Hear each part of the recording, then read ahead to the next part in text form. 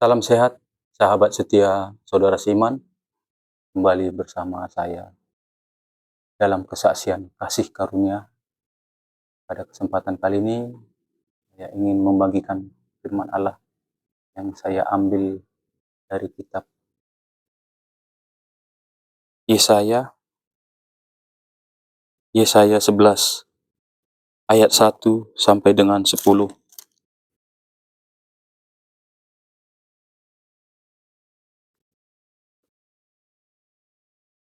Firman ini berkisah tentang Raja Damai yang akan datang. Demikianlah firman Allah, Yesaya 11 ayat 1 sampai dengan 10. Raja Damai yang akan datang.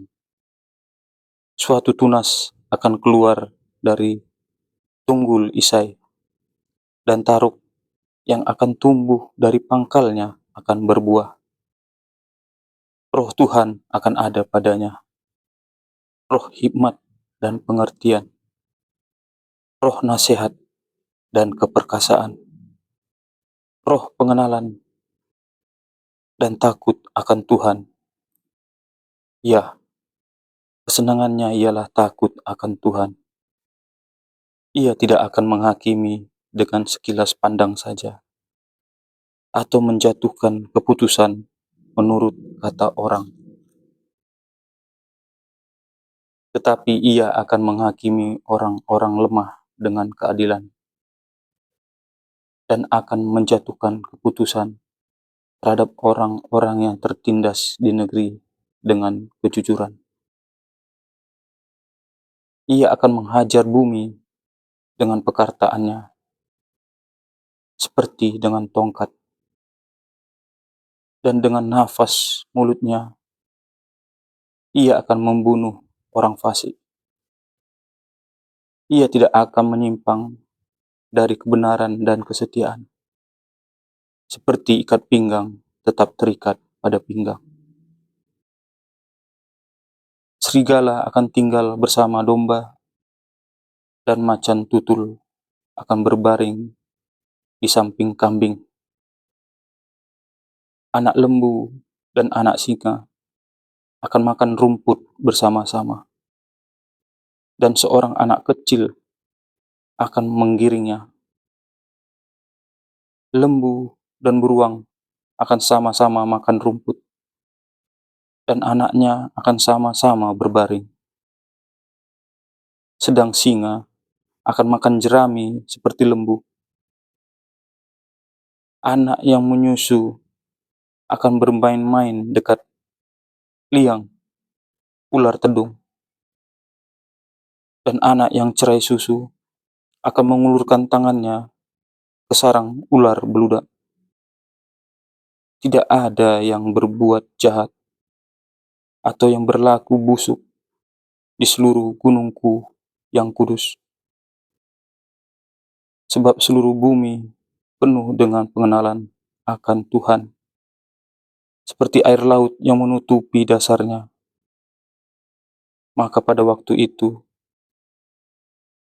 taruk dari pangkal Isa akan berdiri sebagai panji-panji bagi bangsa-bangsa. Dia akan dicari oleh suku-suku bangsa, dan tempat kediamannya akan menjadi mulia. Sahabat setia Saudara Siman, dari firman yang barusan saya bacakan, ini adalah salah satu dari nubuatan Nabi Yeremia mengenai waktu kedatangan Raja Damai. Di sini dikatakan Raja Damai itu Raja Salem. Roh Tuhan akan ada padanya, roh hikmat dan pengertian, roh nasihat dan keperkasaan, roh pengenalan dan takut akan Tuhan. Ya, kesenangannya ialah takut akan Tuhan. Demikian juga digambarkan di sini bagaimana kondisi waktu Raja Damai itu datang. Memang kondisi yang diilustrasikan dengan hewan-hewan. Serigala akan tinggal bersama domba, dan macan tutul akan berbaring di samping kambing. Memang diilustrasikan dengan perumpamaan kondisi yang damai. Tidak ada mangsa memangsa, tidak ada predator yang menyerang lawannya. Demikian juga singa yang biasanya makan daging pun jadi makan rumput bersama-sama dengan lembu. Kalau dipikirkan dengan hikmat manusia, mungkin kita sulit untuk menerimanya. Tapi inilah nubuatan Nabi Yeremia dengan wahyu ilahi tadi yang diberikan Allah kepadanya. Dia mengilustrasikan bagaimana nanti kondisi kedatangan Raja Damai. Demikian juga anak pun